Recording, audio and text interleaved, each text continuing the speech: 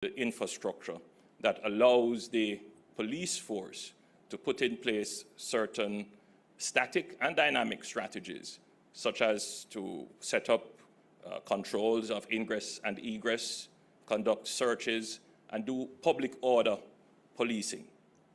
So far, I think we can all agree that the zones of special operations, where they have been implemented, have worked.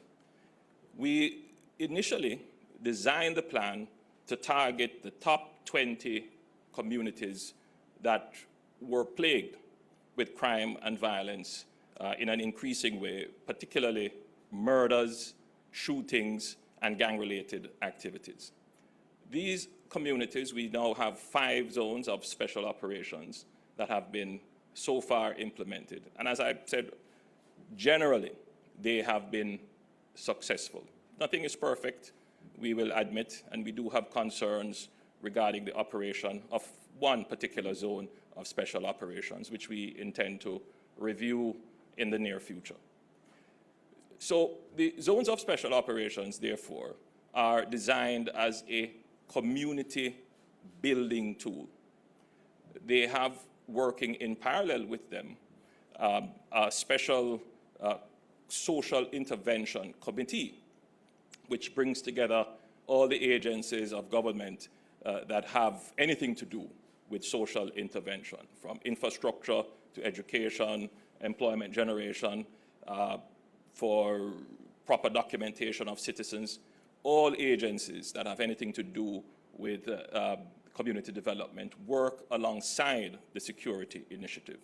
I want the country to bear in mind that this is a long-term strategy. Yes, when we do intervene in the communities, you see an immediate reduction in violence. The gangs disperse, the criminals leave the area, they cannot return to conduct their criminal activities. But it is more than that. It is more than a displacement strategy. It is a strategy to harden the area against the return and re-institutionalization of criminality in the communities. So we are building peace in the community. We are building people who will become wardens of the peace. We're giving people opportunity to become employed. We are improving the environment and conditions of the community, particularly garbage collection and improving their built environment, removal of zinc fences, putting in sewage where none existed before, ensuring that water and electricity are regularized. And we believe that this nexus between the security operation and the community development operation will ensure that these communities will sustain the peace for a long period of time. You can imagine that this is therefore a resource-intense activity. And it is a long-term commitment from the JCF and the JDF in men and material. And I should say men, women, and material.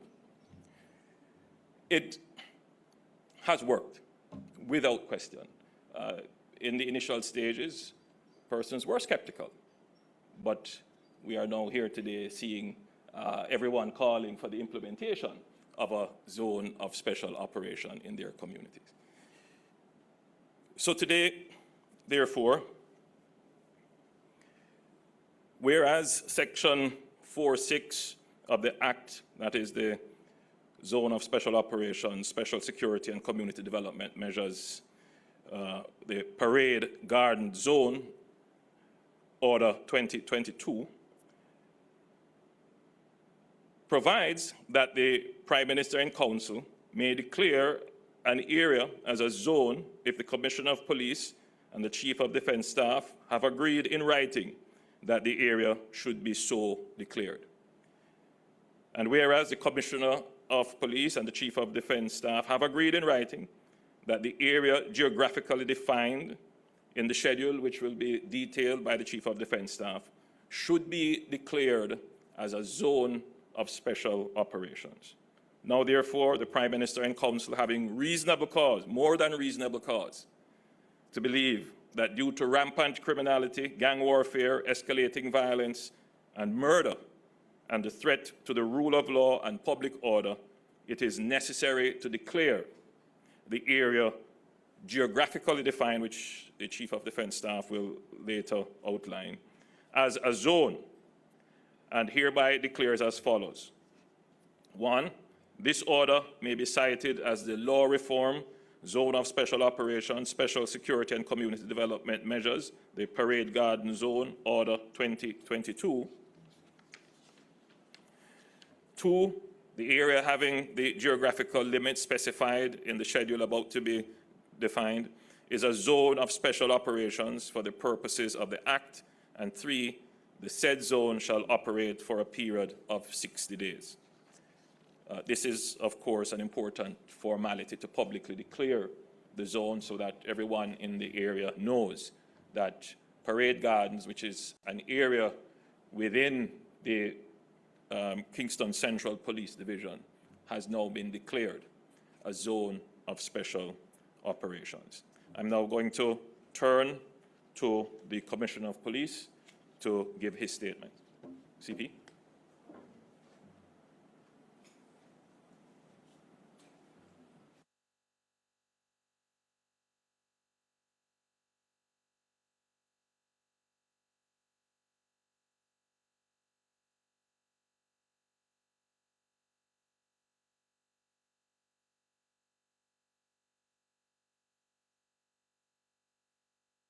And good morning to you and other persons on the platform here, members of the media, ladies and gentlemen, good morning to everyone. So the ongoing violence in the Kingston Central Police Division has raised significant concerns. The level of gun violence has contributed to fear in the community, and the deaths of a number of members, relatives, and affiliates of the two gangs that have been feuding in that space since last year. There are two main criminal gangs there, and these are supported by affiliate gangs from the surrounding communities. And in spite of a number of them being arrested, a number of them actually being killed by their opponents or cronies in some cases, and those that have fled the country, the feuding continues and the violence continues. I have to note, though, that these gang members are unconcerned about the vulnerable, whether it is a pregnant woman, a child, or the elderly, as they further their own selfish goals. We saw this play out last year, where for the period January 1 to December 31st, i.e. the entire year, the Kingston Central Police Division recorded 79 murders. It's an increase of 55% when compared to the corresponding period of 2020, and the second highest percentage increase among all police divisions. This is an average of about 3 murders every 2 weeks. There was a brief respite from this over that period in November when we implemented another enhanced security measure in that space. But these gang conflicts over that Kingston Central Division affect Almond Town, Rose Gardens, and the downtown business district. And we've also seen some spillover into Kingston East. The Parade Gardens community, which is really the focus of the Zone of Special Operations, recorded 16 of these murders and is ranked among the top 10 communities with the highest murders across the country. A number of these killings have been perpetrated by and on persons who grew up together and have subsequently chosen a life of violence where they resolve conflicts by murder.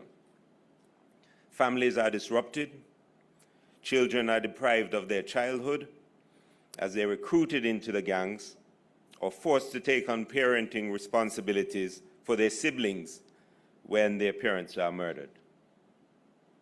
When I go into Parade Gardens community, like so many other communities, the majority of the citizens only desire to live better themselves and raise their families in peace. However, there are those criminals that continue to prey on the people who create fear. They create fear by their presence. They create fear by their ownership of illegal firearms, and they create fear because of their disregard for life. These gangsters don't need to have their weapon on them to create fear in a community, and therefore every measure that we take needs to separate those people who create that kind of fear and diminish the quality of life in a community from that community. So we need to separate them, and the JCF is intent on continuing to take strong action to restore the rule of law and defend these communities from intimidation. And to this end, we will, to the fullest extent of our capacity, and in conjunction with the Jamaica Defense Force and other stakeholders, continue to use the tools available to us as security forces to reduce violence and create the conditions for intervention and development activities to impact these communities. As such, and in consultation with the Acting Chief of Defense Staff, we requested that a zone of special operations be declared in the Parade Gardens community. This enhanced security measure is a reflection of the police's priority to work with other stakeholders to counter the significant and debilitating impact that violent crime continues to have on the residents in the communities. We know that the zones have been effective in reducing violent crimes within the declared space of the zone. We can just look at the other zones of special operations, the 5 others, and we can see the effect of those. As a joint force, we'll continue our law enforcement efforts to give the community a respite from violence and the space to heal and build with the support of other partners. At the same time, we'll continue our relentless pursuit of those who will seek to intimidate even while we are there in the space. Over the last week, we have named persons of interest and those wanted for serious crimes, and ask that persons with knowledge of their whereabouts come forward and share this information. We will conduct our duties with the highest level of respect for human rights of all citizens and others who may find themselves in the space or in Jamaica, as we continue to build sustained partnerships with the community. That has been a feature of all of our zones and all of our operations, where we try as best as possible, and even our normal divisional operations, to create partnerships with communities that we serve. As we work to restore public safety, we ask for the patience and understanding of residents and persons doing business in or transiting the declared area. So the public can assist us by contacting Crime Stop at 311, by contacting the Kingston Central Police, and certainly by complying with the requests of security officers at checkpoints and as along the roads and routes in the community, by adhering to curfew guidelines, and by also notifying the JCF of any things that may be that our own members may have done, bring it to our attention very quickly so we can address those matters. For the most part, we have seen our joint forces, our police officers conduct themselves in a very professional manner in all of these enhanced security measures. We will continue to do all that we must to bring this level of violence under control. That responsibility we take seriously. Despite our numerous challenges, the men and women of the JCF remain committed to showing respect for all, observing the rule of law, and remaining a force for good.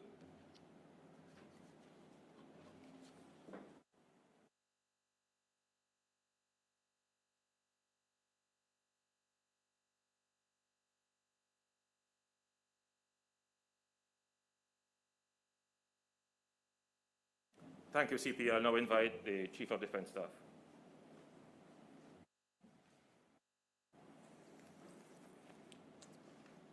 Thank you very much, Most Honourable Prime Minister, Honourable Deputy Prime Minister and Minister of National Security,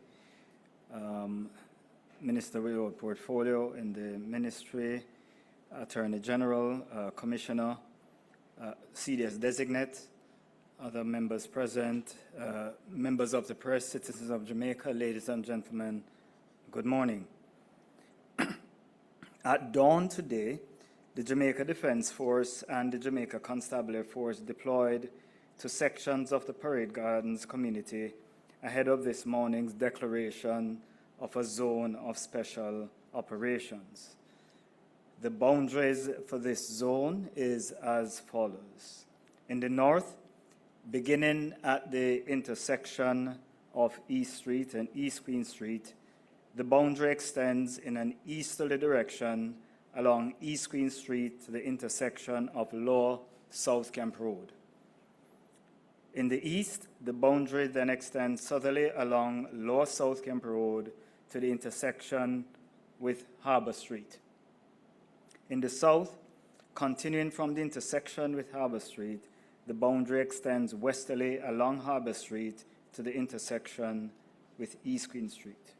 In the west, the boundary then extends in another direction along East Street and terminates at the intersection with East Queen Street. The zone of special operations will give the security forces temporary, certainly the JDF, temporary additional powers of search, arrest, and detention. We believe this is necessary in order to give the security forces the space necessary to carry out the operational tasks that will be required to help bring a sense of normalcy to the community. While we acknowledge that persons may be concerned about the implications of the internal security operations as they go about their day-to-day business, we want to assure citizens that both the JDF and JCF troops have been adequately trained and oriented to ensure the protection of the human rights of all Jamaicans. We will continue this approach in Parade Gardens, and we urge persons to acquaint themselves with the regulations and requirements governing a ZOSO in order to easily and conveniently transit the area as they go about their lawful business. During this period of the ZOSO, citizens will encounter various operations to include vehicle checkpoints and mobile patrols. The purpose of these operational activities is not to inconvenience citizens, but rather to add a robust element of security for residents as well as other citizens transiting the area. As noted before, a critical element of our success will be the cooperation and support that we get from the citizens, and we therefore urge you to, in addition to the JCF tip line of 311 mentioned by the Commissioner, you can also call the JDF tip line 876-837-8888. As the Prime Minister outlined, the ZOSO is really a long-term strategy, but with very desirable short-term effects. You may recall in our Strategic Defense Review, we outlined our perspective of taking a short, medium, and long-term approach applied simultaneously while having different durations to address the culture of violence in Jamaica by having youth engagement and community development. The ZOSO provides exactly that opportunity for community development. And while we continue to build out the defense, security, and justice system in the medium term, the short-term impact of cauterizing the unacceptable high levels of homicides is also one of the effects we will achieve from the ZOSO. In closing, let me reaffirm that the JDF and JCF are committed to achieve success here in Parade Gardens. We welcome the continued support that we have received from citizens and the various other groups, including the private sector, as we strive to achieve lasting peace within our communities. Thank you.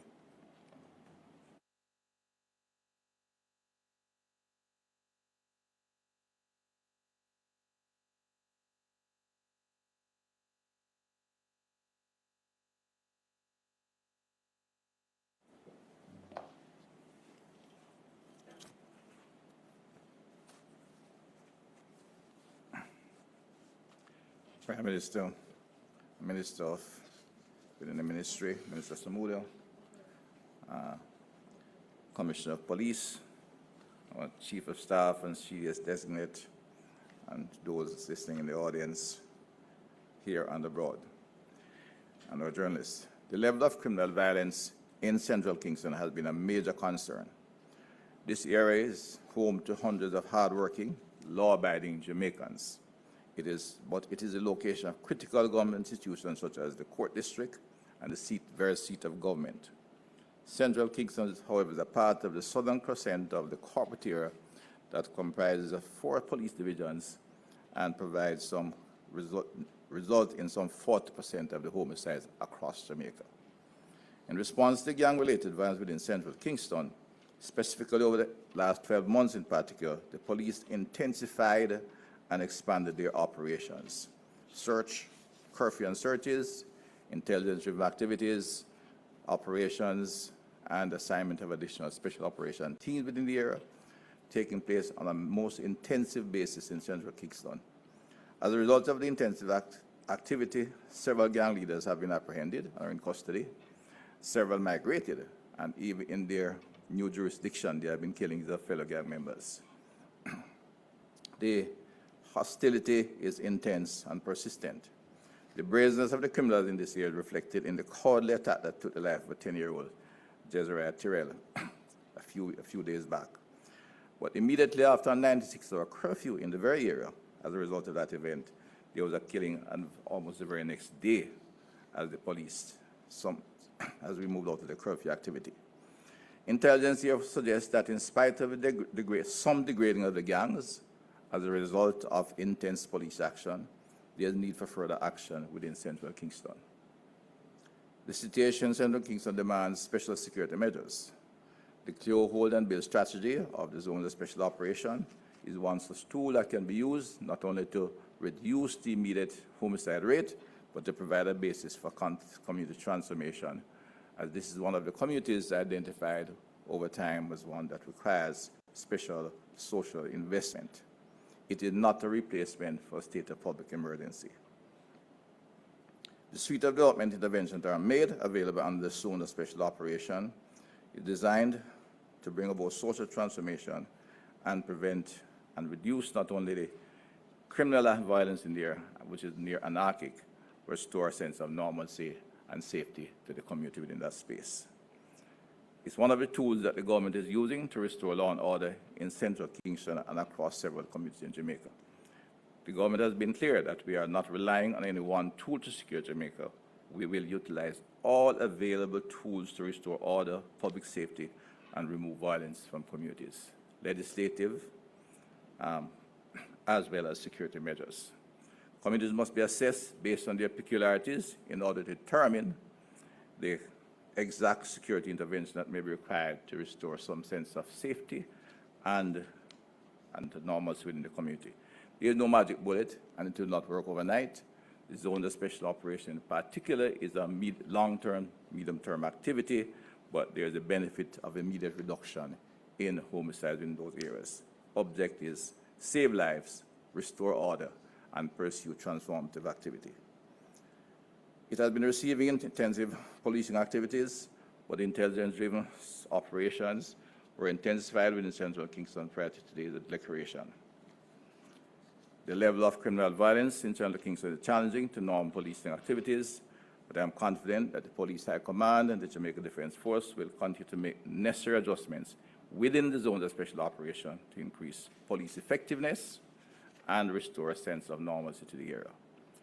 Having this Zone of Special Operation within Central Kingston will add to the effectiveness of the police and security forces in the area and restore a sense of safety in the environment and the continued rehabilitation of the downtown Kingston.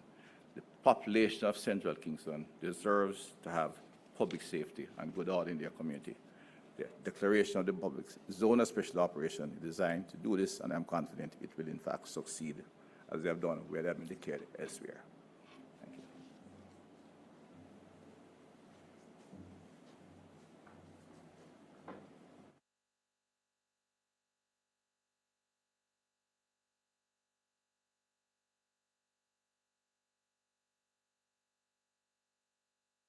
Minister Chang, we're keeping to our time specified. We now turn to the question and answer segment. Just to inform you that we have our Attorney General here, we have the Minister without portfolio in the Ministry of National Security, and we have the CDS designate who are also here with us. Questions?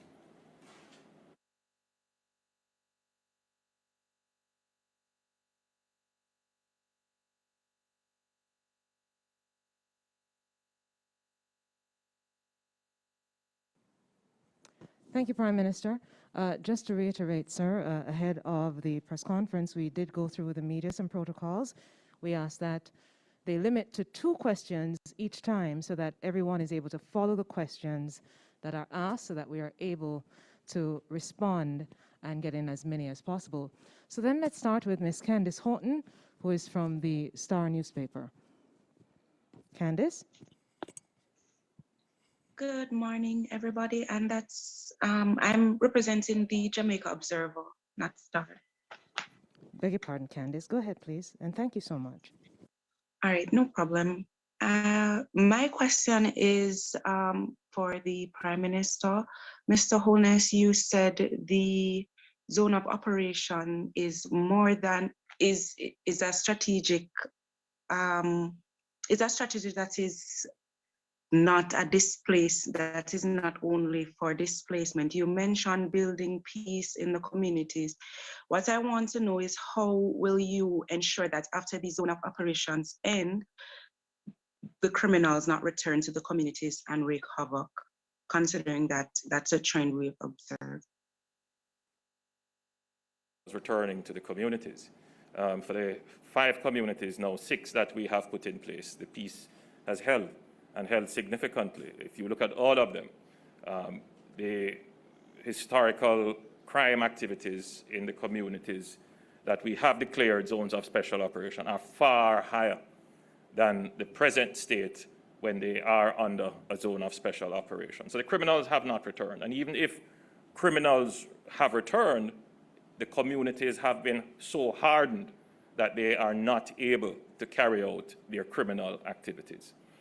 So, to be clear, the first thing that we want to do in a zone of special operation is the clear phase. So we go in, we conduct security operations that remove the criminals out of the area. Then secondly, we enter into the hold phase, or rather it is the build phase and then the hold. We enter into the hold phase. And in that phase, the security forces establish themselves and establish their protocols and policies and procedures as to how people enter the community. They do enforcement of public order, and they carry out special operations, particularly dynamic operations having to do with searches and interdiction.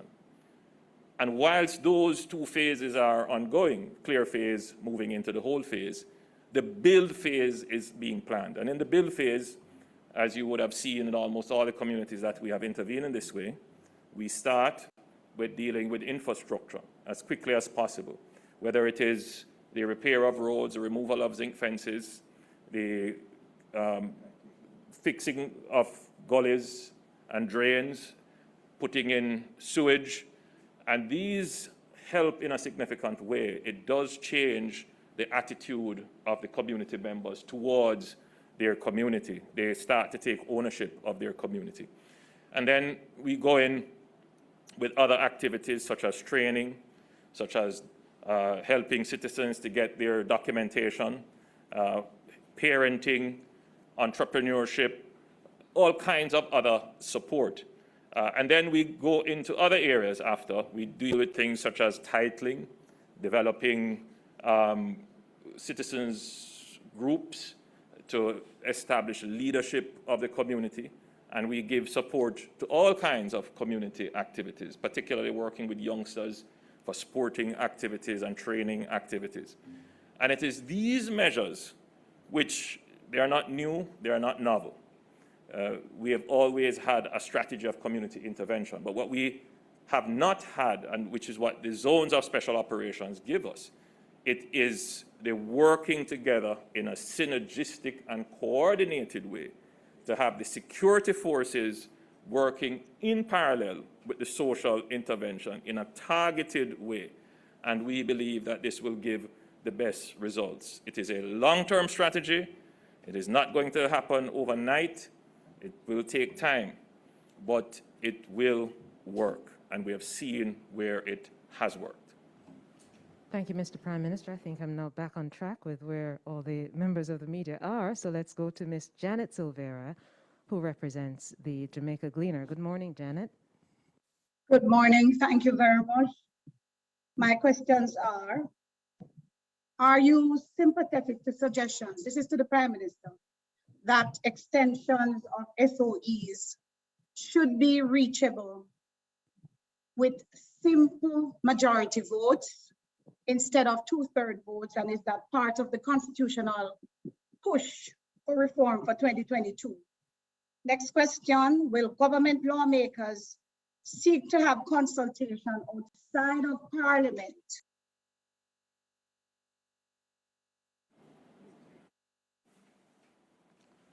I'm sorry, Janet. Sorry, Janet, you fell off, but your first question was an excellent question. Do you want to repeat your second? Right. So where would you like me to start? We didn't hear your second question. Okay, my second question is, will government lawmakers seek to have consultation outside Parliament to ensure SOEs will have the buy-in by all parties before having a stalemate in Parliament? Two very good questions, Janet. Let me start with your second question. In the previous iterations of the SOEs, there was consultation, collaboration between the government and the opposition, which saw an agreement that where the murder rate per 100,000 is above a certain number, I believe it was 35, if I'm not mistaken. 32 per 100,000, then the use of the SOEs would be considered reasonable and justified. This is now not from a constitutional perspective, just merely from a public policy standpoint and in terms of building public support. You are right. There probably now needs to be a renewed effort at a wider cross-section of social engagement, including the opposition, including other stakeholders, particularly citizens and commercial interests, as to how the government can use this very effective tool to help to curb the murder rate that is affecting everyone. So, short answer to your second question is yes, and that process I intend to engage.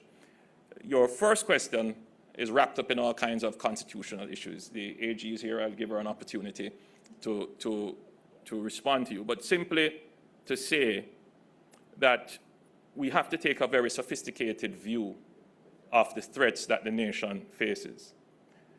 I've spent a lot of time evaluating the commentary of citizens about our national security. And what is absent from the commentary, from people who should know and people who probably are just ordinary citizens would not know, is that the threats come in all forms. And sometimes the threats come in forms that the public popularly accept. And in that is the danger.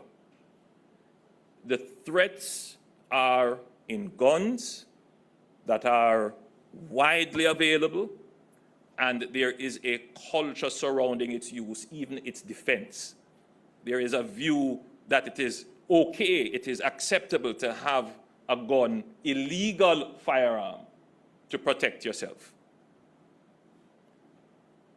Then there is the acceptance of dons and gangs. There are communities that feel that dons are legitimate to control space, dispense justice, and give benefits. And we say even some points that they have sovereignty. And of course, there is the devaluation of life, where people believe that taking another life is acceptable in the resolution of a conflict, going as far as to hire people to take others' lives for simple things.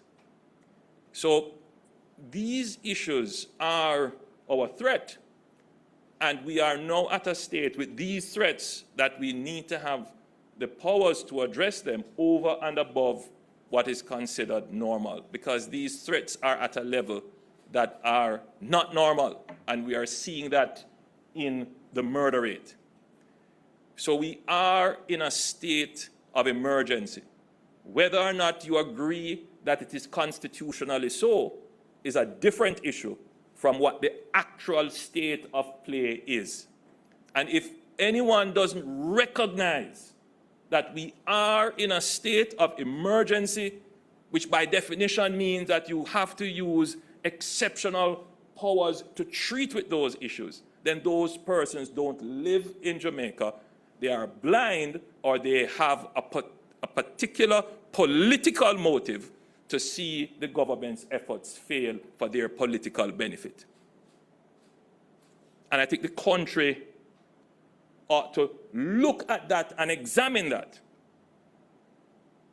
carefully. Who is it that has your safety and protection of your life at heart? Who has the care and the concern to get it done? So my answer to you is yes, there may very well need to be constitutional reforms to have a far more sophisticated and realistic view of how the government uses extraordinary powers to treat with extraordinary situations. AG.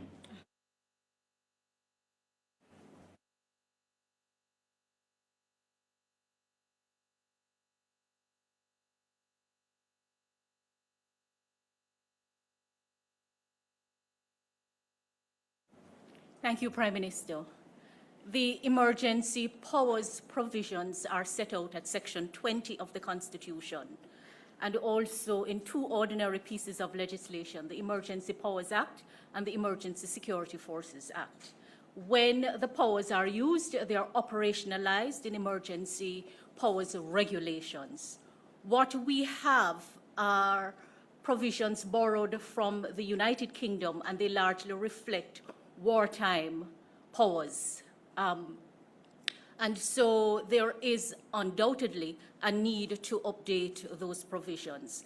There are competing views as to how emergency powers are to be used, but the better view from the research done is that these are powers that are given to a government to use when they assess it necessary to do so. Using emergency powers in a politically competitive context, which needs the buy-in of the opposition, may sometimes create a problem where there is competition for the political reins. So there are competing views on the matter. We know that what we now have, which came in the amendments in 2011, actually reflected problems that were faced in Jamaica in the use of the emergency powers in yesteryear. And so, like every jurisdiction, from time to time, you have to revise your laws, revise the Constitution, and see whether how you provide for powers, how you provide for institutions, whether they really make sense. So the short answer is that what we have will have to be looked at again, and also expand the suite of emergency powers. In the UK, for example, there is no domestic terrorism which enables the government to respond in an emergency way to matters happening within the jurisdiction. So short answer is yes, and we will have to look at everything. And it is not to be seen as taking power from anyone. But the truth is that in a democracy, an elected government is elected to govern and must govern. And the information that you have in government is certainly very different from what you have in opposition. And the burden is on the elected government to govern. Thank you so much, Attorney General Mrs. Marlene Malahoo Fort. Let's go to Mr. Ricardo Brooks from Nationwide News Network. Ricardo? Thank you very much, Naomi. Good morning, Prime Minister. Conceivably, you would require the support of the opposition to overcome that 2/3 threshold for the declaration of the SOE. Have you yet met with the opposition leader to forecast to him that you intend to lower that threshold? And if yes, what's been the response? Also, are you satisfied in light of the rising COVID cases that the current measures should remain through to January 13? Let me answer your first question. And I'll think about answering your second question. First question is, the government is doing its internal review of the constitutional arrangements that would allow for the use of the SOEs.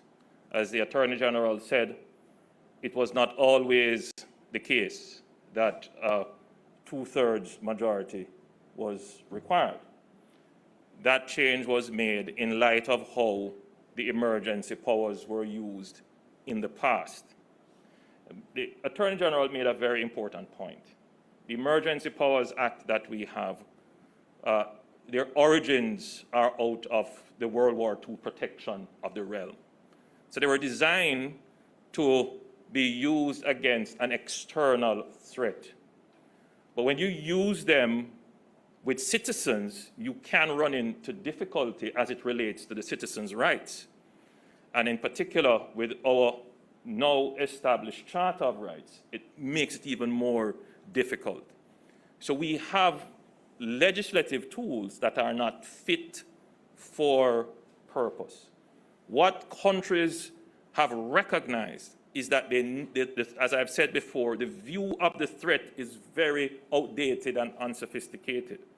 The threats are oftentimes now internal, and you can't define them and exclude them from your citizens. And therefore, you have to now go and recraft your legislation to specifically define how you will use extraordinary powers within your country against citizens while still protecting their rights as citizens, even if they are criminals. So we have to take a very in-depth view of this. So we have not yet, well, to be fair, we have signaled to the opposition in the past, but we have not signaled to the opposition under its new leadership. And we will now have to move to that once we have within ourselves established exactly how we're going to reform these measures. As it stands now, the requirement for a 2/3 majority can pose a significant difficulty. Imagine if there is a situation where there is a threat that the government needs to act and maintain its action. And the opposition say, well, we are not convinced of that threat, even if we share information, even if it's obvious, and lives are lost. Then the state, the government, is hobbled in its ability to respond to a threat. Which is what we are now seeing playing out with the inability to have the SOEs executed. There is a clear and present danger. There is a clear threat, but we are not able, even though we have attempted to, because the opposition has blocked it. In the past, the opposition has worked with the program.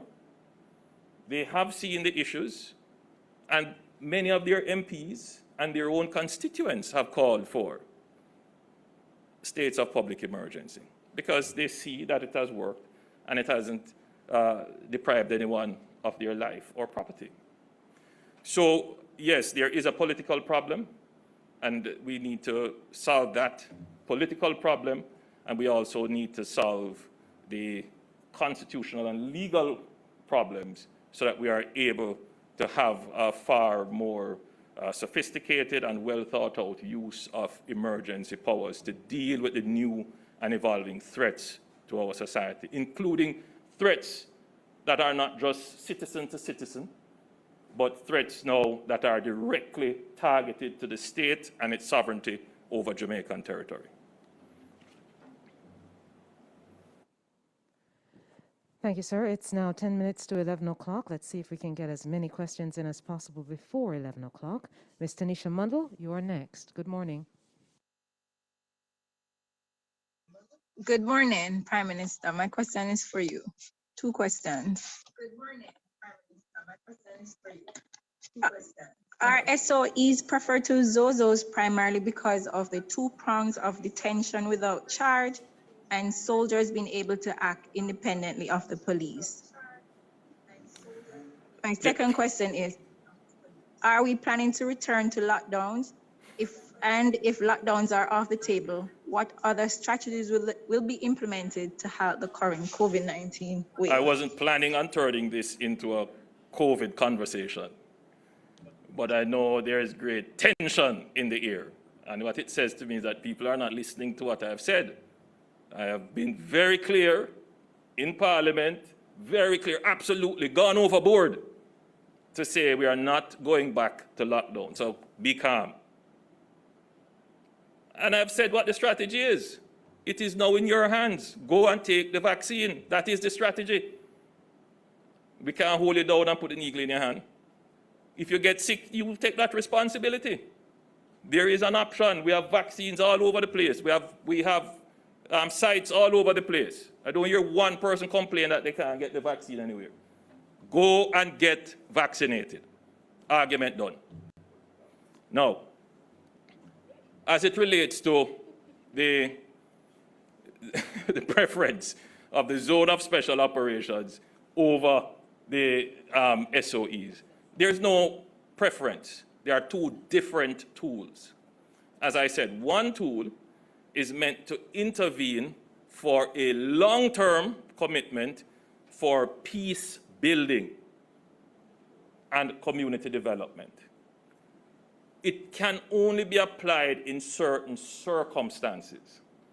Circumstance number one, obviously, you have to have the escalating crime and violence, the community being captured, so that when you enter and you displace, you bring the crime and murder immediately down. But you need to be able to conduct certain types of policing activities, and those activities are usually around infrastructure. So you can do your, what is called your law and order, your public order activities.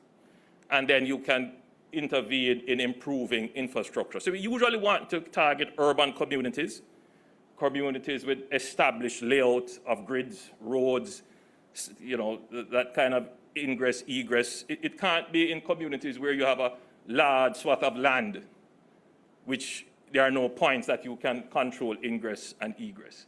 So it's a specifically defined tool, and it is usually urban in terms of its target area. It can be applied in some rural areas, but so far we have seen where the tool is best applied so far in urban areas with those features. And it works like a charm. It works well, but it is resource intense. And the resource commitment is long-term. So we can't just put in the forces today and then take them out tomorrow to go to another community. Once the forces are committed, they are committed, and that means they are not there for another community. So there's another strategy being deployed, which is not front-facing, which is increasing the capabilities of the force in terms of manpower. And there are two strategies being operated. One is increasing the capacity and size of the JDF through the JNSC to get more trainees in and have them deployed quickly so that we can have them doing the peacekeeping and the community building operations. So too with the JCF, they are increasing their recruitment, but the COVID pandemic, as obviously you would have seen, our recruitment, especially in the JDF, would have dropped significantly. I know the JCF has had much better success, but it is a resource-intense operation. And then we have to now mobilize the infrastructure support, and through the EU, and I give great commendation to our development partners in the EU, and of course, DFID as well as assisted. We are getting support, budgetary support, in implementing through JCIF the community development strategies, and they are working. Now, the SOE is a totally different strategy. The SOE, we have not deployed it nationally, but it can be deployed nationally.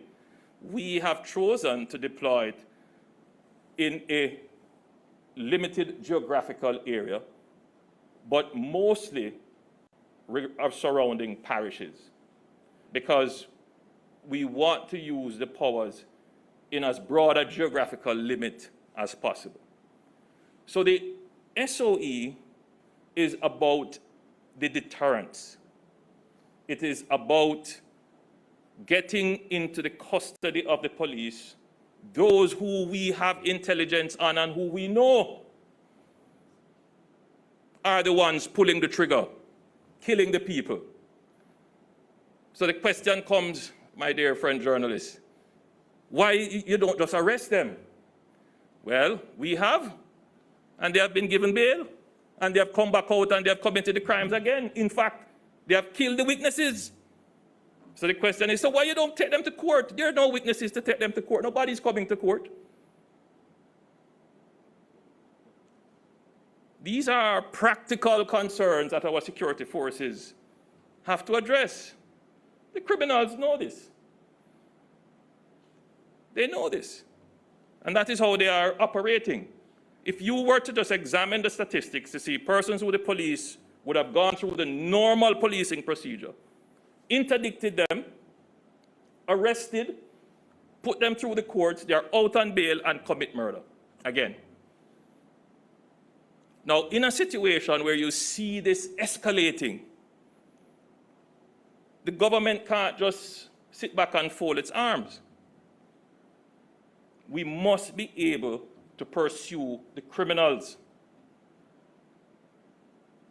And those that we have detained, we have been very scrupulous, very careful about maintaining their human rights. I can't tell you we have been perfect, but any Jamaican comparing how SOEs have been used in the past versus how we have used the SOEs now must admit that the government has made great efforts. And yes, it can be refined, and we have sought to refine it at each iteration to improve. But until we resolve the constitutional issues, then we simply don't have that power. And until we get the support of the opposition, we simply don't have that power. Now, the SOE can immediately bring down murders in a defined geographical area, immediately, and keep it down. Why? Simple. The people who are committing the murders are usually the people. A high percentage of them are those that the SOEs target. They're not out there being able to intimidate communities, kill witnesses, and commit more murders. They're just simply not. They are in the detention of the police. And don't you think, as reasonable, rational citizens, that that power should be there under proper and careful use to protect and preserve the lives of every Jamaican, the innocent Jamaican people. So there are two different tools. They have two different uses, but they both contribute to the reduction in murders. Thanks, sir.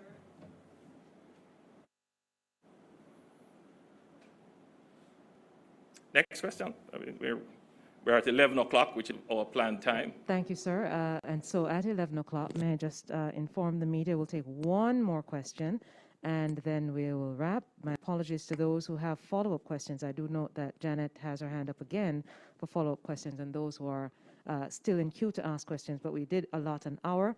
And so the final question will go to Mr. Andre Wright, the editor at The Gleaner. Andre?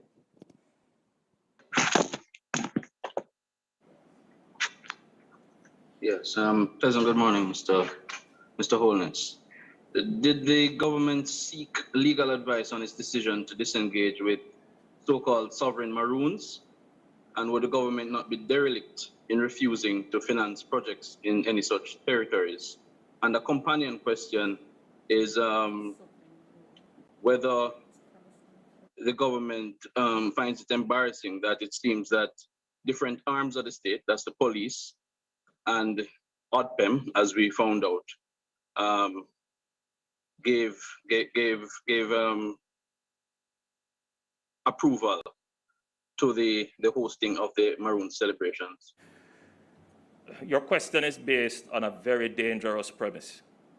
And I said earlier that there are some threats that the average citizen looking on might think it is innocuous, it is popular, and take a liking to it, because the discussions that are held in places that should know better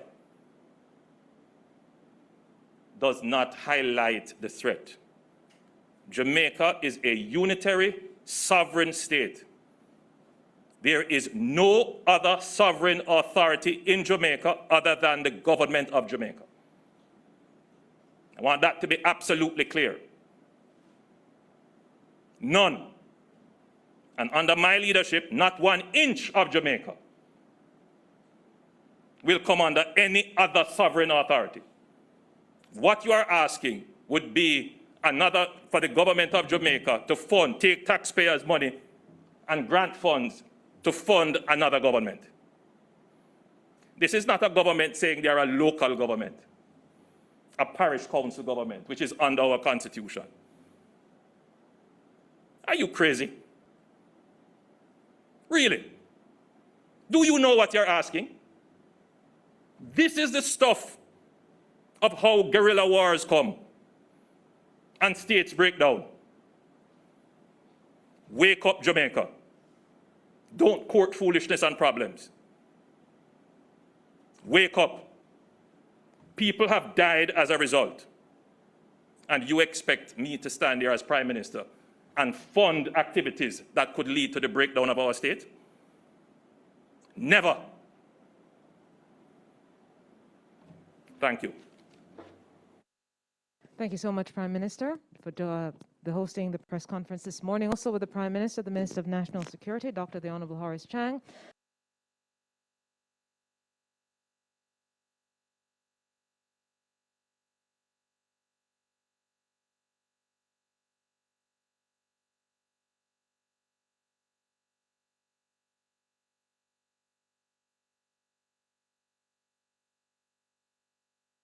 Anderson. Also joining the Prime Minister was the country's Attorney General, Mrs. Marlene Malahoo Fort. Thank you so much to members of the media for joining us and all persons who are tuned in. Thank you so much and have a wonderful Sunday afternoon. Happy New Year once again.